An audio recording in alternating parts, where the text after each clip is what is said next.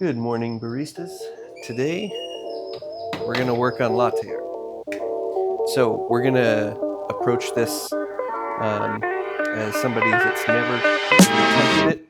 We're gonna go through all of the important steps and critical techniques that you need to learn to be able to do latte art.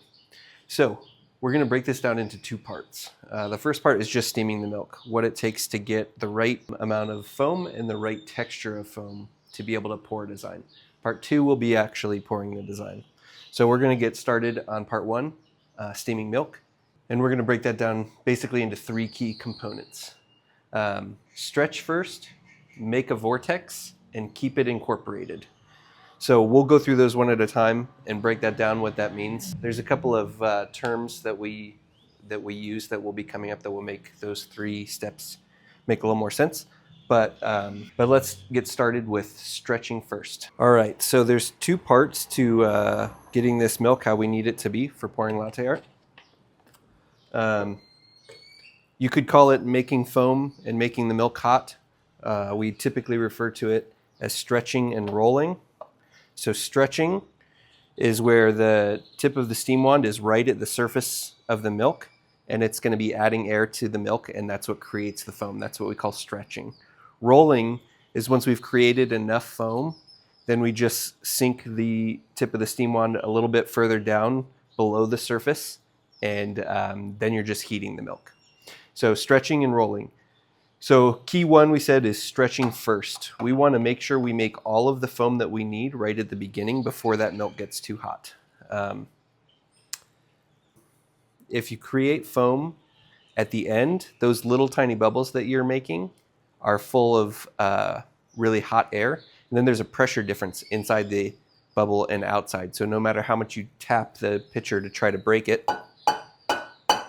the pressure difference will cause that bubble not to want to pop. So if we stretch early, if the first thing we do is have this right at the surface, then those bubbles get filled with more like room temperature air. And then when you tap that pitcher to try to break up any bubbles that you can see, they'll pop no problem because there's no pressure difference inside and outside. So stretching first is key. So let's listen to the difference between the two parts, stretching and rolling. Stretching, you're going to hear kind of a paper ripping or whistling sound. We want it to be more like paper ripping than gurgling.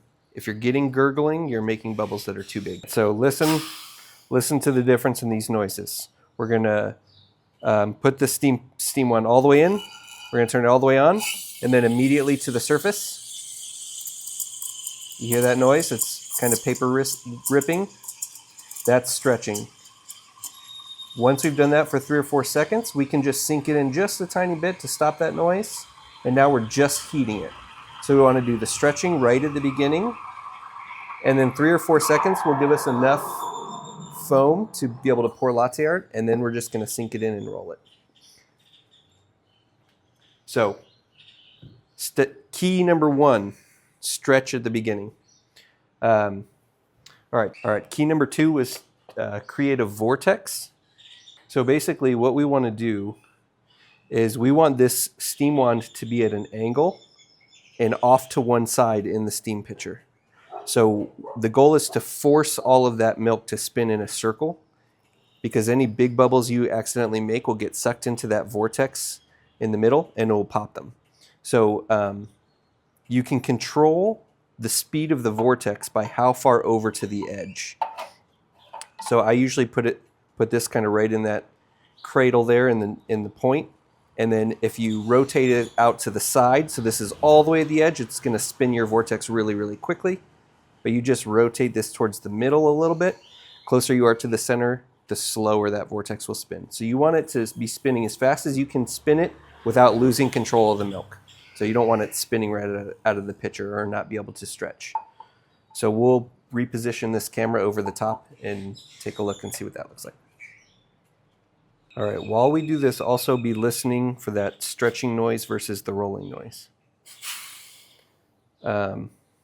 So all the way in, all the way on, and you see where my steam wand is positioned over on this side? And again, I use this as the crook to rotate it in and out. That's my pivot point. The farther out, the faster that milk's going to spin. And the closer to the center, the slower it will go. So all the way in, all the way on, and then immediately with the stretching. You see how it's forcing all that milk to spin in the circle? That's enough stretching. We can just sink it in and roll it. And now we're just feeling for temperature. 140 to 150 is the ideal temperature. Once it's too hot to hold, wait a second, turn it off, and that's pretty good to go. Now you'll see in this picture, there is a lot of big bubbles, right? Get closer here. So because we stretched at the beginning, a little bit of tapping and those will all pop.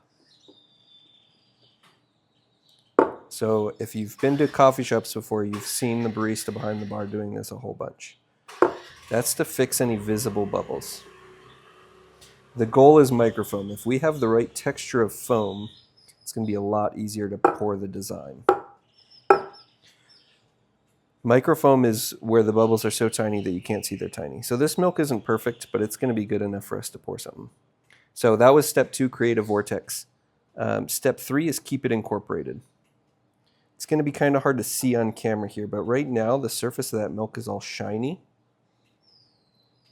That's because that foam is all mixed with the milk. If we let it sit, it's going to go from a really shiny surface to kind of a matte finished non-reflective surface.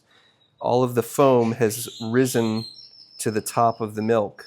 And when you go to pour that, it's all of that foam will slide to the back of the pitcher, and none of the foam will end up in your cup, so you're not going to be able to pour design.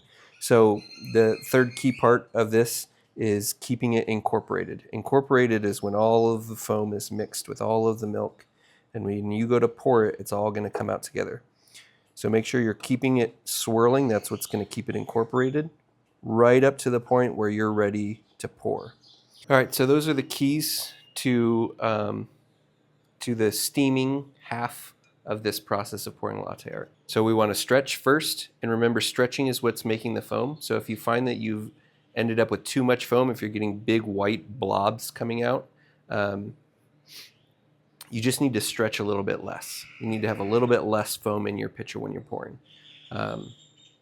The second key is to make sure you're creating the vortex, so you're popping any big bubbles that are accidentally being created into that vortex. And remember, the farther to the side of the pitcher you are with the steam wand, the faster that vortex will spin, and the closer to the center, the slower it will spin. And then the last key is to keep it incorporated right up to the point you're ready to pour that design.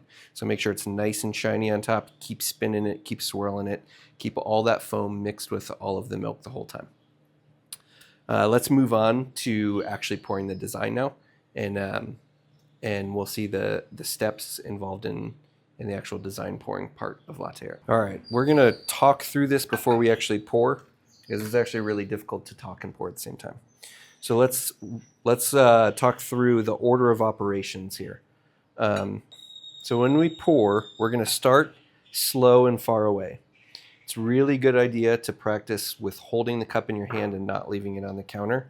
And the second part of when you're actually pouring the design, you'll see why that's important. But we're going to start slow and far away. And as we do this in real life, try to take note of what far away looks like. It's not like we're not pouring up here. Far away is like 5 inches, 4 inches. And then we're going to fill it halfway. We're going to go over the crema with the stream of milk and kind of break up some of that surface tension in that crema on the espresso. That will help us get a really well-defined design. So slow and far away for that first part. Once that cup is close to halfway full is when we're going to actually start pouring the design. So for the design, we're going to get close and we're going to speed up our pour. So when we're slow and far away, that stream of milk coming out will be a solid stream. It won't be individual drips, but it'll be solid, but just barely. So just think of a really thin stream of milk coming out. So that this part's going to take a few seconds. You don't want to rush any of this. When it's half full, you're going to get close and fast. And we're going to start with a heart, and we're just going to speed up just the design. The white, when you're close and fast, will always appear out front. So if we were to pour, if our stream of milk were to hit dead center, the dot for our heart would appear out in front of it, so it'd be super off-centered. So we need to pour not quite off-center, knowing that that dot is going to be centered when it comes out. So once it's half full, close and fast, just short of center, and we're going to speed that pour up until we see a nice big dot appear, and then slower pour down as we lift and cut through. So slow and far away for the first part, close and fast for the design, and then slow and far away again for that last cut through. So let's try that in real life, and we'll try to get an overhead shot of that. All right, here we go. Watch the distance. Watch how fast that milk's coming out. Slow and far away, we're going to break up the crema. When we're far away, we can erase any white if we go over it. Close and fast, just short of center, we see that dot appear. And then slow and far away for the cut through. All right, so that's a pretty decent heart. And you see how I started the pour here, so the dot appeared out front, and that's what caused it to be center. If we were to start the dot dead center in the cup, your circle would appear way out to one side. So you need to make sure you're starting a little bit down from the center so that dot appears out front. And you're just going to kind of keep it in the same place. You can do a little back and forth to just help encourage that foam to come out. And then once your cup is all the way full, you're going to lift up. You're going to slow your pour down just a little bit, and you're going to cut directly through that. So you're creating a circle right there on the top, and then when you cut through, it drags it into that heart shape. So this is kind of the basis of all of the other designs. So really quickly, I'm going to go through the two other kind of foundational designs that you can pour. This is the one that you should probably start learning. The next one we're going to do is a tulip, and it works very much the same way, except we're going to start that dot, and then we're going to push it all the way to the cup, and then we're going to come in and do another dot and push that just behind it, and we're going to stack up a bunch of these hearts on top of each other, and that last one we're going to lift, and we're going to cut all the way through the whole design. And that's the tulip design. So let's try that one. All right, same thing. We're just going to stack a bunch of hearts on top of each other. The most common mistake with this one is trying to rush it. So it can be slower than you imagine it's going to be. Slow and far away, close and fast. We're just going to stack them. And you can do as many of these stacks as you want, but that's the basic shape of a tulip. The last foundational one that we're going to try is a rosetta. We're going to do the same thing, except instead of just kind of staying right in the middle and stacking dots, we're going to see a dot, we're going to push it to the top, and we're going to wiggle that pitcher back and forth. We're going to start with big leaves at the top here, and we're going to come down to small leaves, and then lift and cut through the whole thing. And that'll be the rosetta design. So let's try that one too. All right, here for the rosetta design.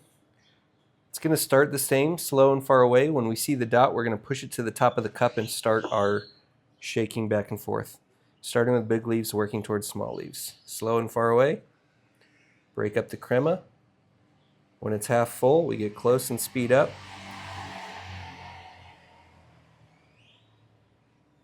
And then slow and far away for the end. I didn't have quite enough milk there, so you can see that line got pretty thick. But that's the basic idea there. If you start your dot here, and when you see it, you push it, that's what gets these bottom leaves to really wrap all the way up around. That's the ideal shape for a good rosetta. If you don't do the push, it ends up looking like a Christmas tree. So make sure you're pouring for about here. As soon as you see the dot appear, push that dot up to the top. And I kind of wiggle as I push and then really wiggle as I come back. So don't forget that little push and then work your way all the way back down. I do a little pause at the very end before you lift and cut through, and that makes a nice little heart shape on the top of your rosetta. So the ideal rosetta is going to have wrapping leaves at the base and a nice defined heart at the top. All right, so that is intro to latte art. I hope you guys learned something. If you have any questions, feel free to leave a comment down below. I'll do my best to answer those. But have fun practicing. Enjoy your coffee. We'll see you later.